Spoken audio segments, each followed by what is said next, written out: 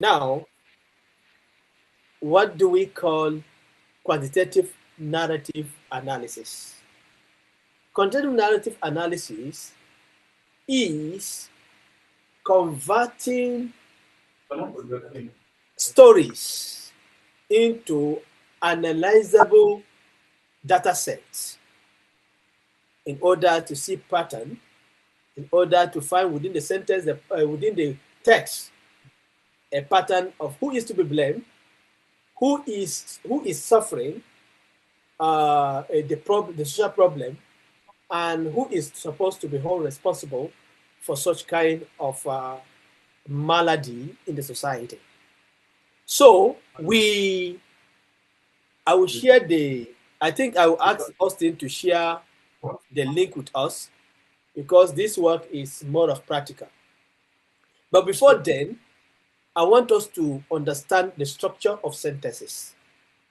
You know, traditionally in narratology or English grammar or any grammar of any language, before somebody will speak and make a wonderful and excellent sense, the person must speak in the logical order of sentence that we call syntax.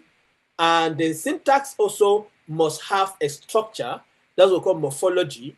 And the morphology and the syntax must produce a meaning that will make sense. That's what we call semantics. And those semantics now must be read or heard as a sound that moves into our ear, then our brain. Now we call phonetics and phonology. Now, this structure of sentence, our language, is what makes us to understand each other. When you hear somebody doesn't understand you when you're talking, it simply means because the person didn't get the structure of your sentence. So, could you kindly go to this website as given by Augustine, just download the corpus that will practice this analysis, and then when we are doing it, you can run the code, just copy the code. You can even copy the code from the website, just click copy, put into your art studio or cloud posit art studio, and when you run it, you will be following us. Okay, Doc, have you sent the link? Yes, I've sent it. Okay. Yeah, Austin has it. Is it on WhatsApp? Is it on WhatsApp? Yes, on WhatsApp. Check. Let me. Okay. Yes. The GitHub. Yes. Okay. So, in sentence, before we can make good sense, there are what we call 5W plus H. So, in a social science, those things also are needed because that's what make our talk, our speech, our text comprehensible for others. We ask the question of what, why, what, how, and who. Then we have how. Those questions that we ask ourselves is what are making us to understand what somebody is saying. And in our part of speech, we have what we call actor and the action in the verb. We call verb as action, and the actor is a person that is acting or that is speaking. So a structure of a good sentence is three. This theory or approach of social science was popularized and also posited by Franzosi Roberto. He's an Italian social scientist. So when we look at our CVS, that is comma structure value kind of database extension or a way of putting a relationable data set. Now, when we get our raw sentences, we'll see what we practice on. First, if you are starting from real newspaper, this method is used for social sciences. What are those things we we try to find out why are the sources of our text. Newspaper, court cases, everywhere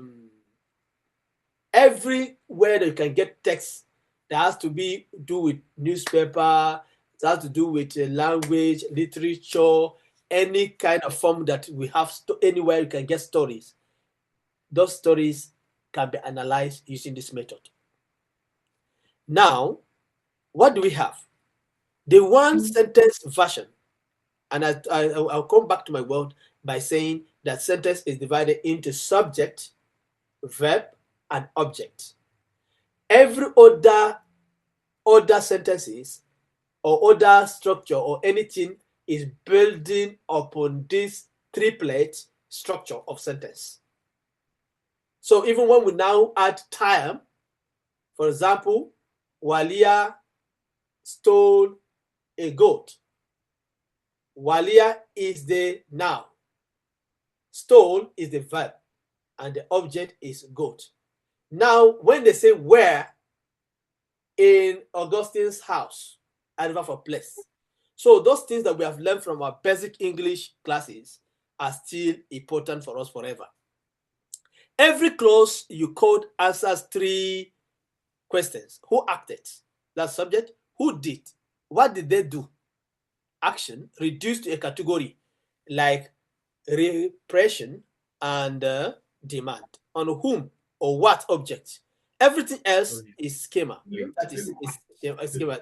Place, year, intensity is optional. Optional thing. Okay, now let us go to our coding and try to use little sentence and how can we disintegrate it and put them on the row. You know, you are not coming to hear row from me for the first time, but we have what? Row, we have our column. So we'll share those sentences into that column, and that's what computer will understand to analyze. Now, for example, take a real sentence. Police arrested 12 union organizers outside the factory gates. Now, when you break into SAO, means subject, action, that is verb, object. The scheme by hand now. So when we assign into the container of Tribble one clause, we have to give it an ID. You know, when we're building a database, we assign ID to each row. Now we have our subject, and our ID here is NYT underscore 99 underscore 03. That's the date. Now we have our subject, which is our column, the second column, police. And the subject police can be defined as who is a police. Police is a person, and that is policing the society, and they are also part of government. That's why they call them state. What's the type of police? What's the type of the variable now? Is what? State. What action did he do? Arrested. And that act of arresting the strike workers is what? It's what we call in English repression. So who are the people suffering that action? Organizers. And what's the type of organizers? They are persons. You see, all those grammatical categories that we have, they are still important. And that's what machine understand to give us text, to generate text, picture that you know. And where? Petersburg. Quantity. Here, the quantity simply means number. So the whole story that we have, we convert them into numbers, into row and the tables, on the table, rows and the columns, and then we query it, and it will give us statistical analysis that will now say, here is the person to be blamed in this text. Sometimes you will hear 2 politicians are insulting themselves. By the time you carry their text from newspaper, analyze, you know, even the person that will crowd used to say he's not at fault. The sentence may show you a pattern that the person that didn't talk much was even if could be the originator of the problem. Okay, now how each column was decided. How do we get this table that we assign container into the table? You are not seeing table for the first time because you have done it in the other classes. Now, subjects, police have already told you. Subject type, state. This is how we get it. Theoretically, category defined in our code. The code they have downloaded from above. If you see, here is where we get all our codes, and see our code book template, see our blank sheet, see our script, see our corpus. Now, can you just please try copy this code and run? Let us see what you show us. Hello, are you with me there? Yes, I am with you. Okay, just copy this text, copy this code, and put into your R, whether R on the cloud or R on your computer. So is it the manual coding example? Yes. Okay.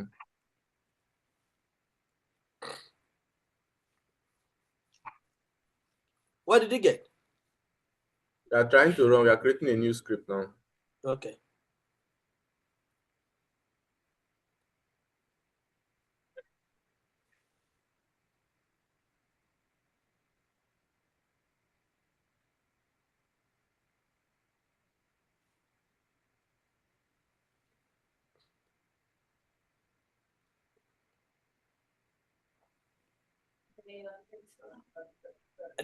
If there's any even one person that has gotten it, we No can. output there. My arrow is still loading. I thought that you could have just started your R and leave it. Whenever there is instruction, you just copy and paste so that will move. I've done that on the loading. So what did he say?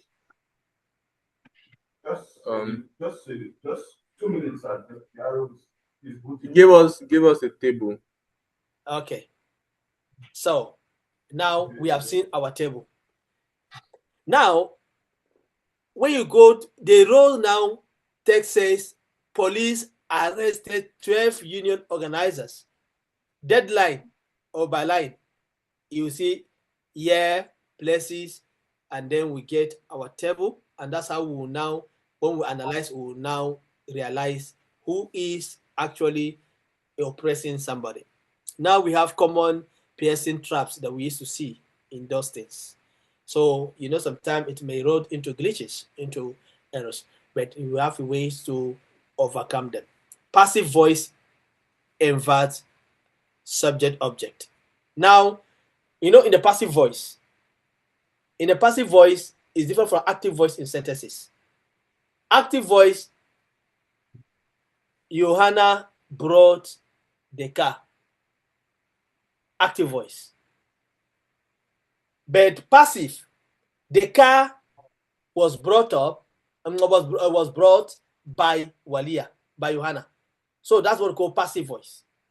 So sometimes those kind of passive voice, can make the computer not to under the R to develop some errors, but we will see how we'll get to solve those issues.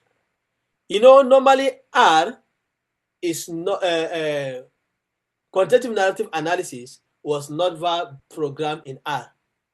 It was Python that they used to use, that the original person used. But I decided to just take how we can use R and use it.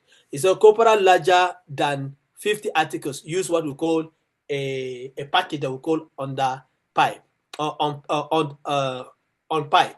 So that pipe or spicy, spicy. That's what we call spicy in spicy package in Python. To auto tag part of speech and the dependency relations. So dependency relations that we have in our what we call dependent and independent relations in the table. Okay, now we have what? We have number of subjects, subject, the root of this sentence is a verb, and the action, all those things, we get them. And theoretically, we will when we type subject type and the verb type, it will help us to classify those sentences for piercing. And this, the person that's Fra Zozi has also made a software that will help you to do those kind of things, like to do those analysis. But I don't think that the software still exists. It doesn't exist, but because of I mean, some other people. I don't think whether the man is still alive, but I think some people have built on his work, and then they put it most of the time they apply it in the public health analysis of text or something like that. So he built the software, and it's also what they call PSC software. And I think the website is dead now. For it's offline for now. Now, how do we load our text to analyze when we have large text? Do you know that we have label corpus that we downloaded initially before we start this course?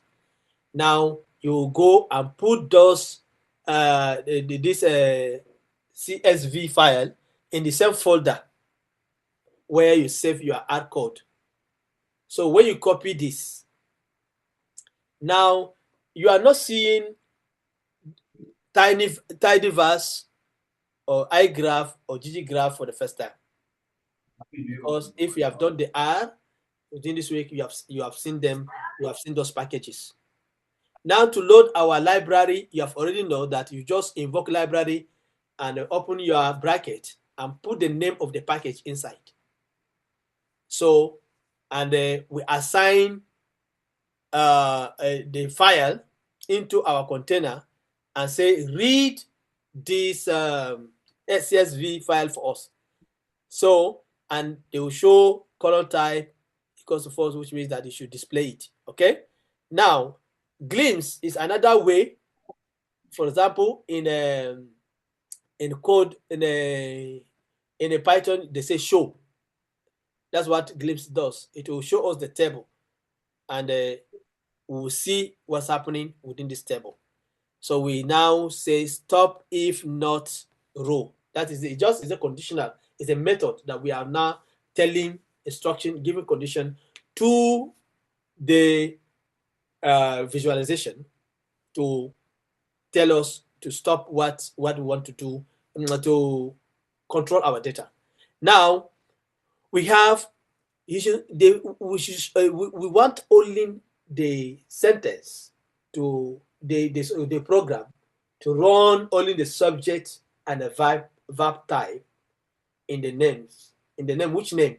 On our own container SAO, which is our major file to that we have assigned. Now we have, when you run this code, you get this print below that we have 15 rows and 11 columns. And what are the IDs? We see the ID, that is NYT underscore 1919 underscore 3. So all our IDs from the table, we'll see them. And when you look at this first row that start with $sign, these are the row, and also these are the classification of the sentence and also description of our sentences. If you see this, we are good to continue. So try to copy this and then run your R. You see, that's what we get. Yes, sir. I tried running the first code. I copied directly from the document, and on my arrow is still giving me error.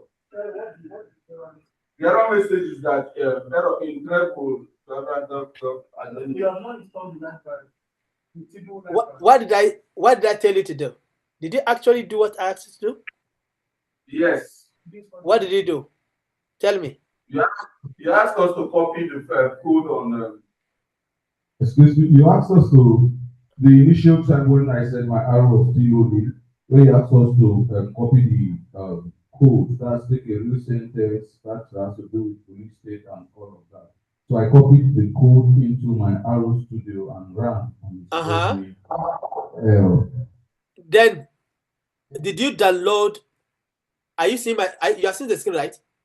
Did you download this corpus? Yes, Did you download this corpus? I said download this corpus, create folder, and then add your R codes. These are the scripts. Okay? Okay. Are you hearing me? This is empty. This is just the code template. Okay, that explains what you need to do. So when you download this, then you save the script on and the corpus in the same folder. Yeah. And when you run it, it must give you this that you are seeing. It must give you this. Okay? Thank you. Okay, let's continue. He said 15 rows, 11 columns, no error, no thrown. If either stop, if not, fails, jump to troubleshooting table below. It's almost always a file path issue. You see now? Which means if the file is not in your folder, you will get that error. Are we together? So there is also troubleshooting table that I've put there. So when you click, it will carry you to troubleshooting table. You read here, fixing errors. You will actually hit. So these are places where you just read and go back. You fix the error by following this. So when you didn't put the file in its own row, definitely you will have issue of errors. Okay? Shall we continue? Because I'm supposed to go. Let me fast, because by 7 I'm supposed to have another program. Okay. Now, please, who has gotten it, please? Who has tried it? The first one? Is it the first one, sir? No, the second one. I'm on it, sir.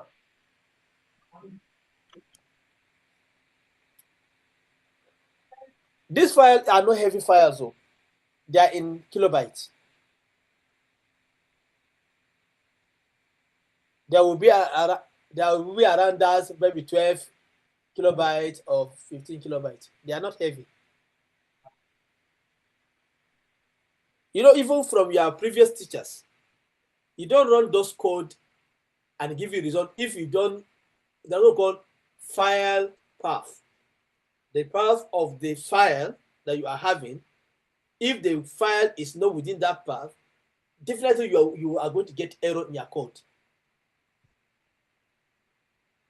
But when you put the file, the scripts, the code, and the file that you want the computer, the program to visualize or to print for you or to display, you have to put the file in the same folder along together with the scripts. That is the code. Please, who has gotten it? If there's one person that's gotten it, so we have to just continue. Okay. You're having file path error. Oh my God. Okay.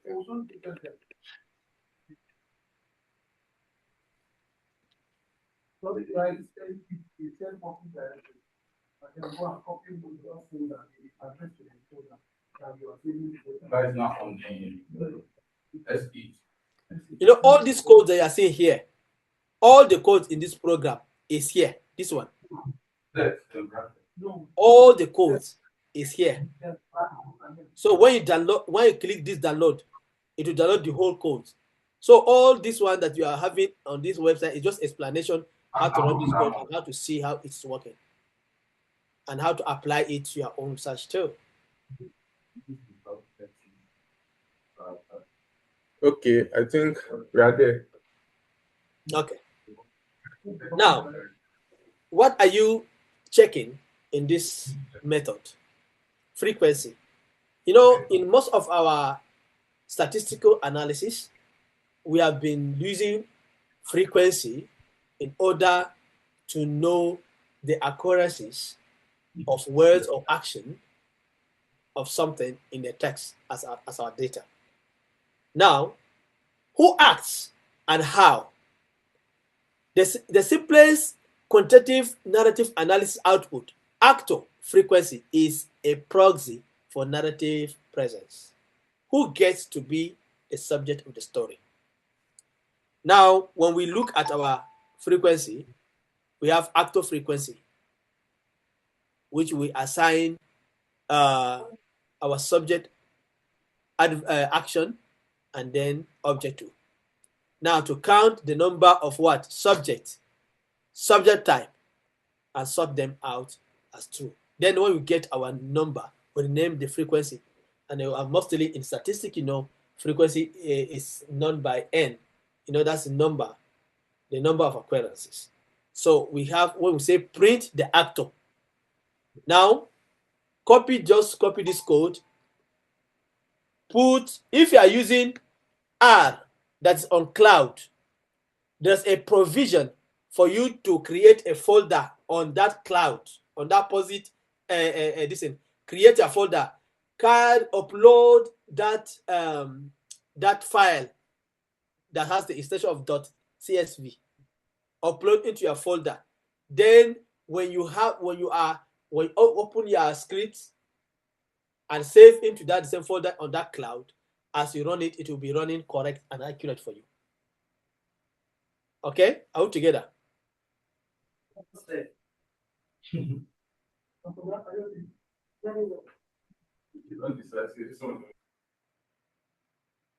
Are we there? I made this thing very simple. You are not going to write code as if you are typing. Just copy, paste, so that you just see how the code is. I am only explaining the code. That's why I made it to be like this. Sorry, the network.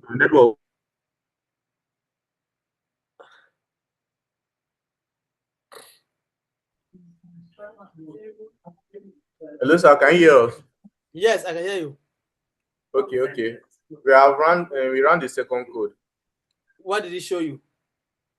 It showed us that row 15 rows and 11 columns. Thank you. Thank you. Now, it's just explained, all from my explaining, that first code that we run is the same thing that we have repeated here. But here now, we only dealt with what? Subject and the verb type. Okay?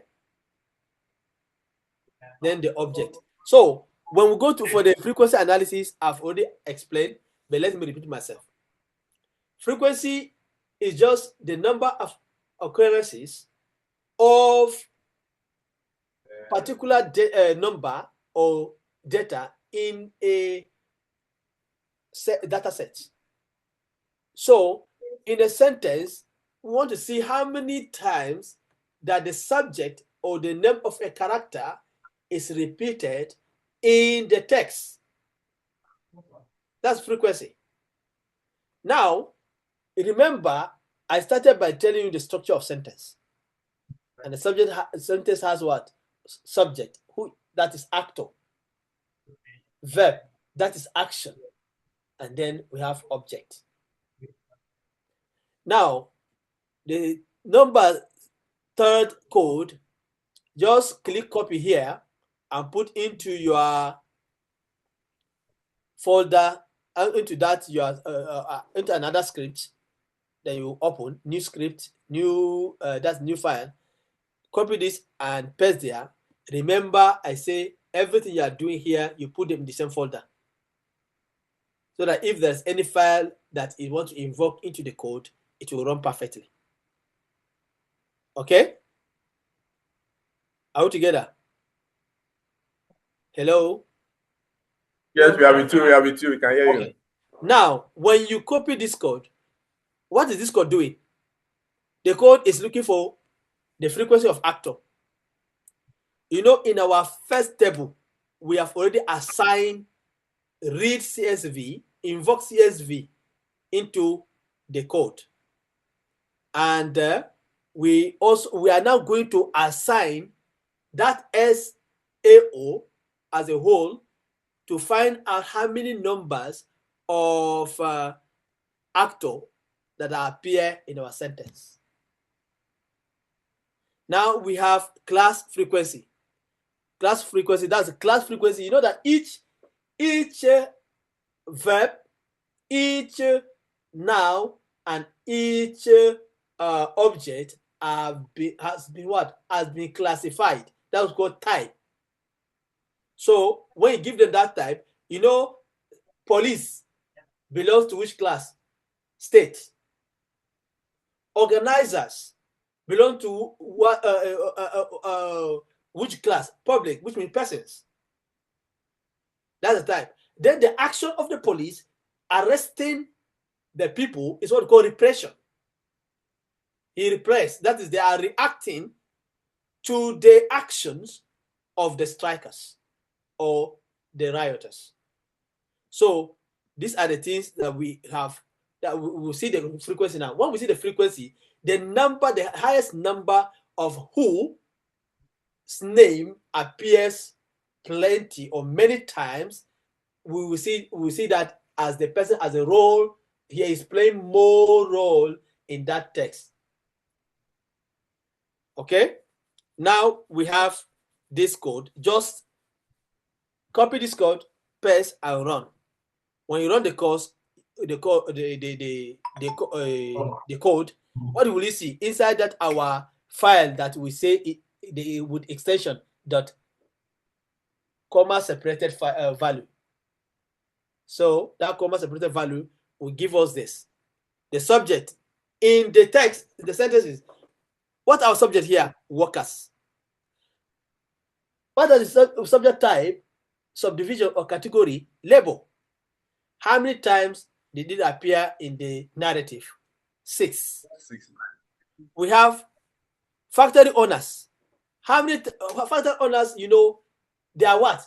Capitalists. You know, they want to just maximize, use you to get whatever they want to get their gain. So that is how capitalism work. You see that all about our code or our sentences will only deal with social problem. So how many times capitalists appear? Twice in the sentence. Police state twice. Government state as a state once. Management capital 1, and all these things. That's what we see. Now action type distribution. Now action type distribution, which is our, when you come to this code, when we come to this code, towards the end of this code, that's where we see our action type distribution at the end of this code. And this code will give us output as image. Now, you don't need to copy or screenshot your screen in order to do your analysis. From this code, as you run it, it will carry all your own analysis and print it for you in image. You only import that image into your own analysis. So that's why we have this last code when you see this method. And ggplot is a graphical plot, that is to plot graph. That's why we invoke, you remember here in our code up here, we remember what? gggraph library. So all the code we have been discussing, they are just one single code, but performing different functions when it comes to the one level of reading each line or graph. So when we look at action type distribution now, repression. And who are the people repressing people, please, in our text? If you are following me, who is repressing who? The police. The police. Thank you. Yeah. Now, from the text now, we have action type distribution now. We have repression. Police is doing that. And how do they do it? Collective action.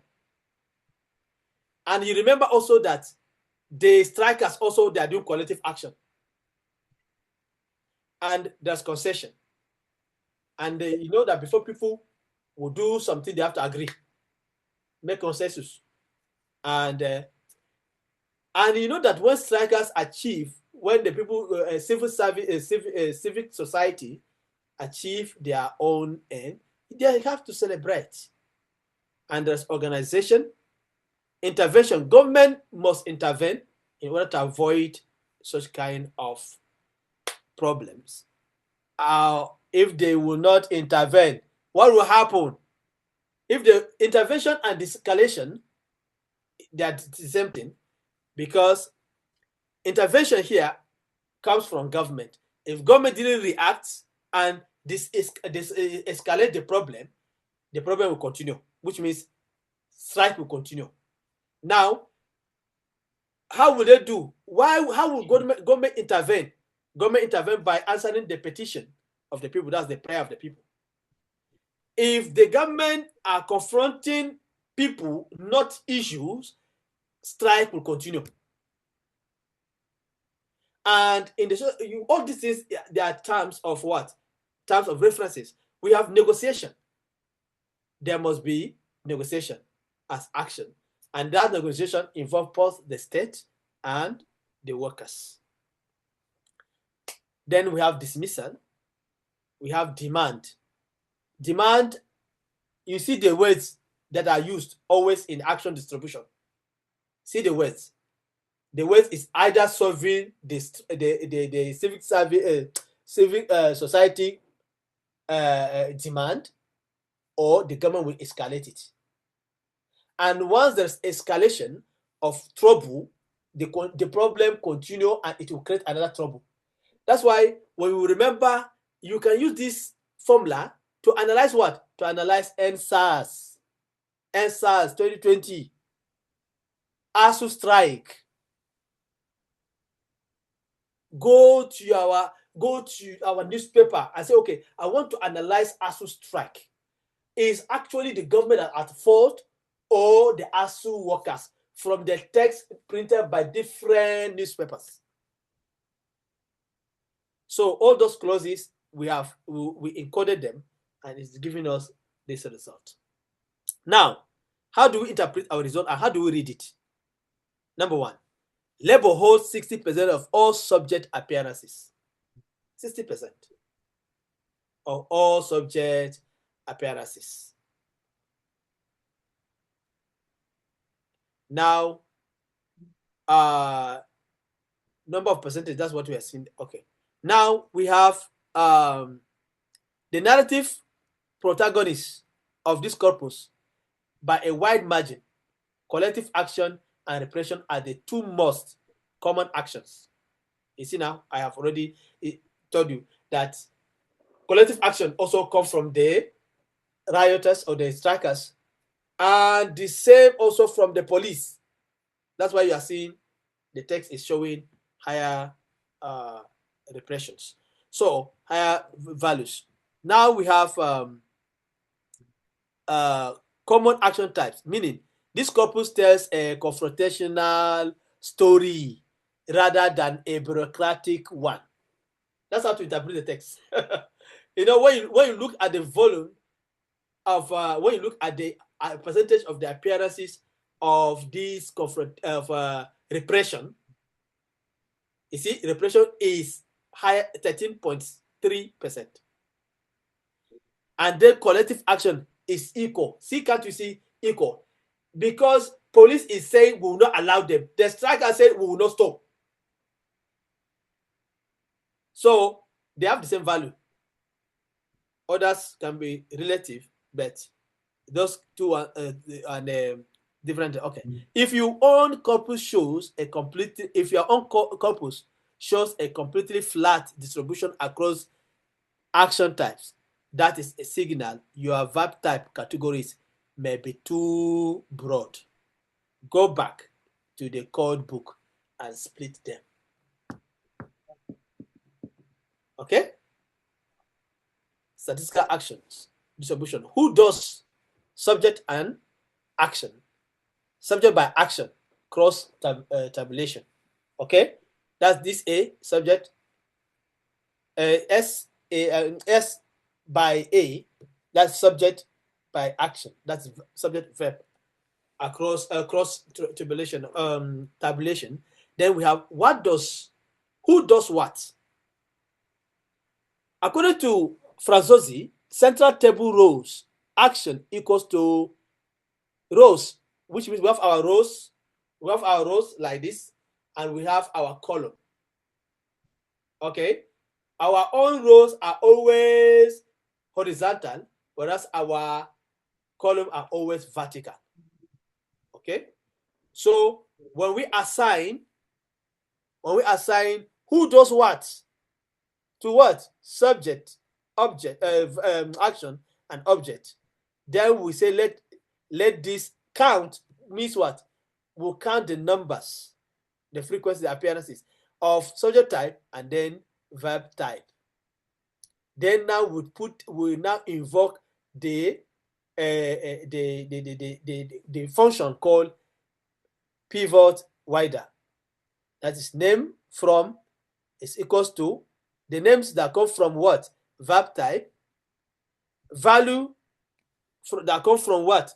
From the verb type, that's equals to n, and then our value will fill it equals to 0. That's normal, constant. Then we will print who does what. Now, when we run our code down, we'll find this subject action matrix. Are we together? Hello? Yes, we are together. Yes, we can hear you. The network went down. Oh, so sorry. Now, But we can. okay. When we look at our code from the first line, that is number 3 code, cross tabulation of what? Subject and action. That's what is represented as S by A, cross tabulation. Who does what? Now, who is the person that is oppressing people according to our corpus?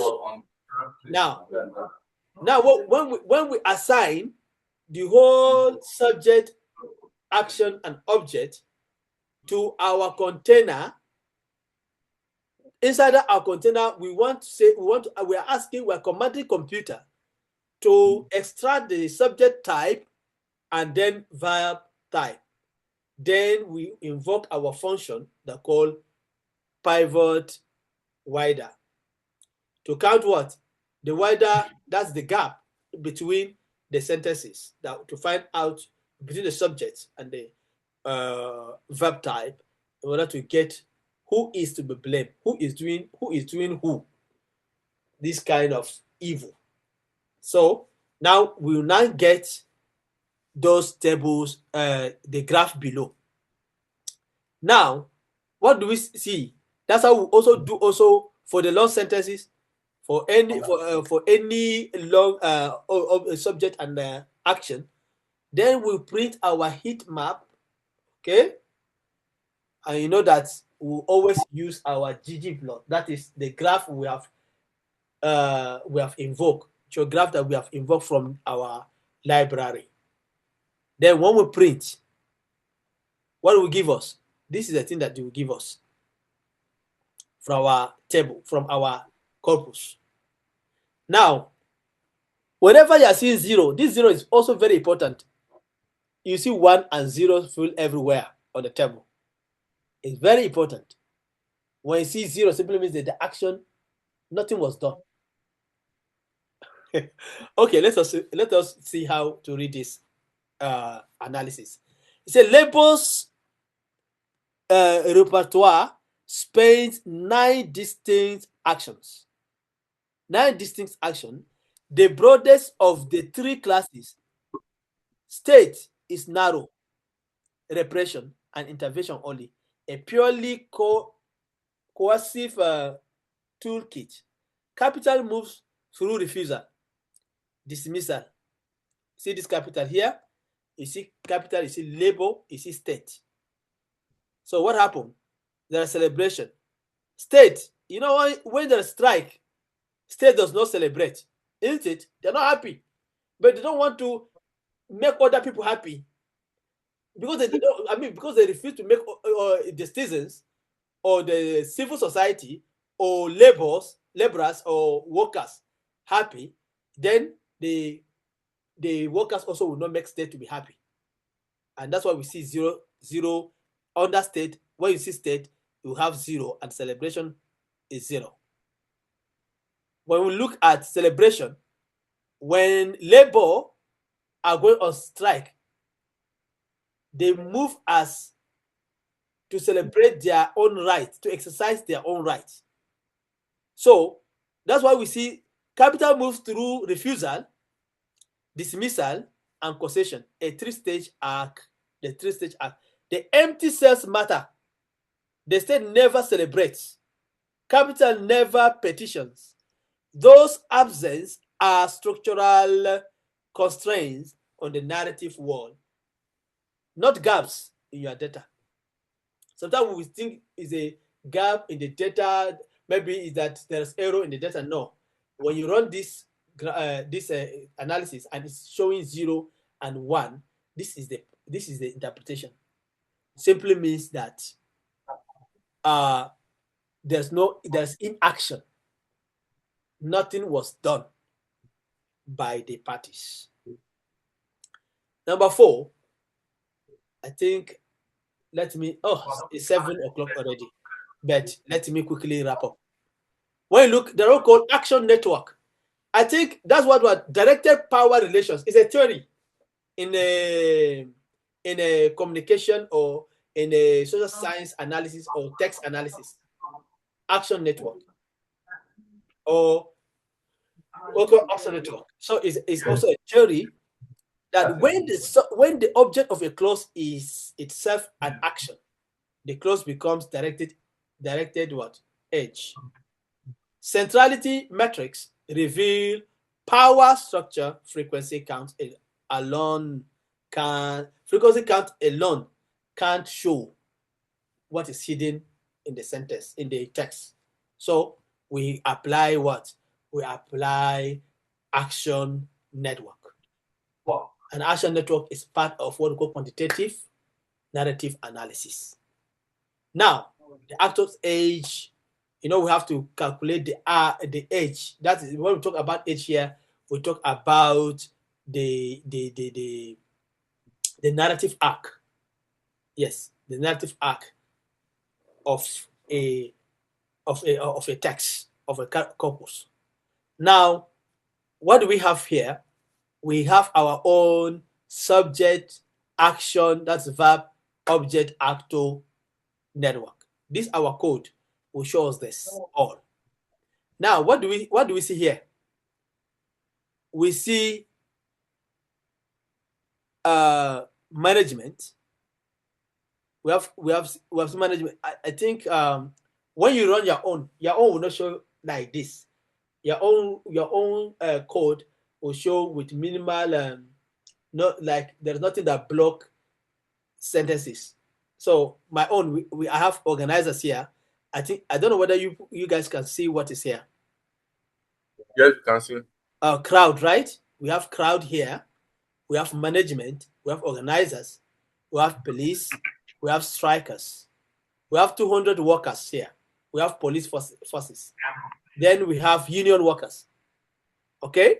When you look at crowd is what? Dispersed by who? By police. See this maroon color or what you call pink, in French, I think in English it's maroon. Okay. When you look at police, see at where the connection is. The connection is moving towards against who? Against crowd. So when you look at police always move against organizers arrested. The police arrest the crowd, and police disperse the crowd. Management, which is what? Management, which is government, state. What they do? They dismiss 20 workers in order to avoid, in order to serve as a warning, to make them to be fearful. But when you are, but you see, workers will not keep quiet. What will strikers do? You see the strikers clash with who? Police forces. That's how to read this analysis, what we call actor network. Now, when you look at this, the union workers also attack, negotiated with what? With management. This color, cyan, this cyan color is showing negotiation. Union workers want to negotiate, but government always fight to sack them from their works. So actually, the citizens in this sentence, in this our corpus, is telling us that union workers are always right as of the time that, according to the content of this text. So when you see this orange color is a symbol of what? Confrontation. You see green is what? Dismissal. And when we see cyan, it's negotiation, and maroon is separation. So that's how our legend interprets this action network. Now we have our causal output. If you run the data set, sometimes you will see what do we see? In degree, management. That is in degree. 1. 200 workers, crowd, organizers, police forces are 1. Out degree, that's police, is 2. Union workers 1. When you look at this, works, when you look at this, I don't know whether you are seeing my screen. When you look at what are in degree, these ones, this first row, out degree, that's what's written at the edge of those of these links, or what we call curve lines. Okay. Now let us see how to read it and interpret it when we are doing our research. Police out degree is equal to 2. How do we know?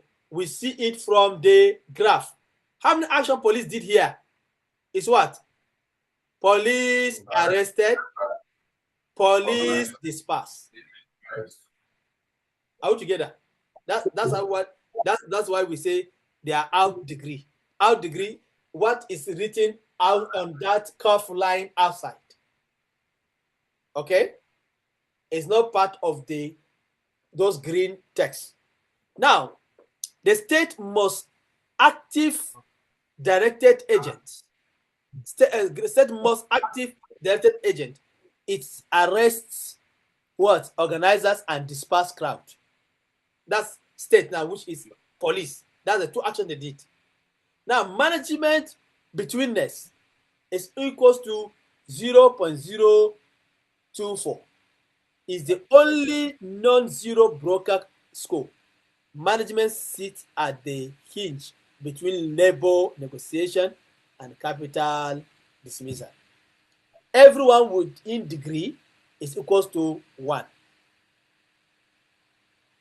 A one-time narrative target. The overall picture workers and their allies are structurally acted upon. Police and management are structurally active. So this is what we call actor network. You know, in politics, when we talk about political actors, who are you talking about? We're talking about politicians and people that are in power. Yes, they're the actors. Finally, let me read these 5. We still have plenty things, but I will stop here. The rest you can go and go through it and make it explicit. It is always here because of time. Let me stop here. If there's any 2 or 3 questions, I want to entertain because I'm going back to the hall.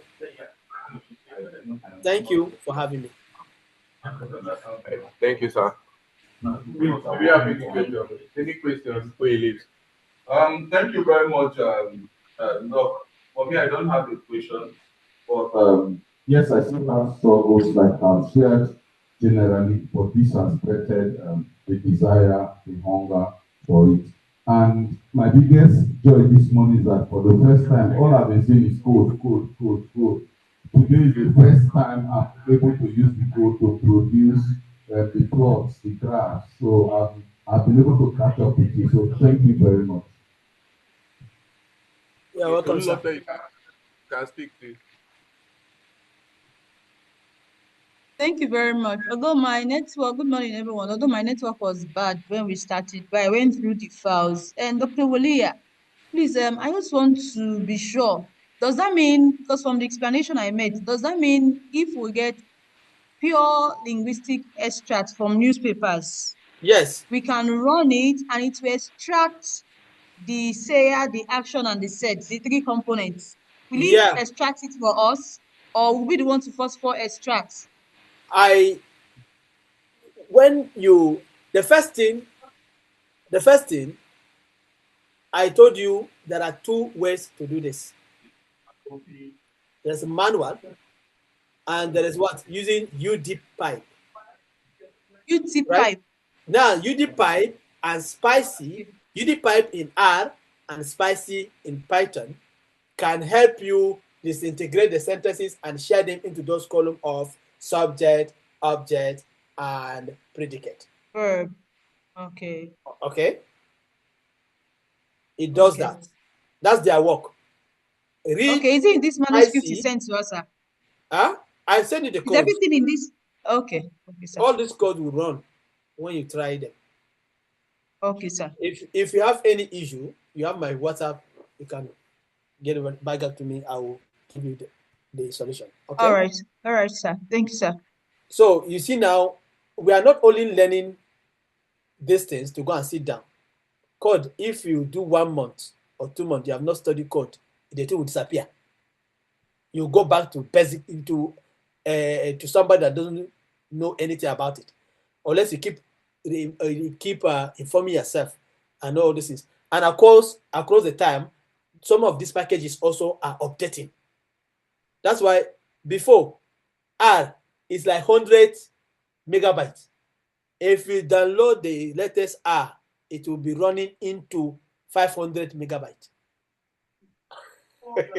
if it is even for this thing, for MacBook compatibility, R Studio is around 900 megabytes, because more packages are coming in, more modules are being developed, more libraries are being created. So that's why we keep on doing it. It is a lovely thing. I'm telling you, it is making us to, machine is making us to understand a lot of things that is hidden.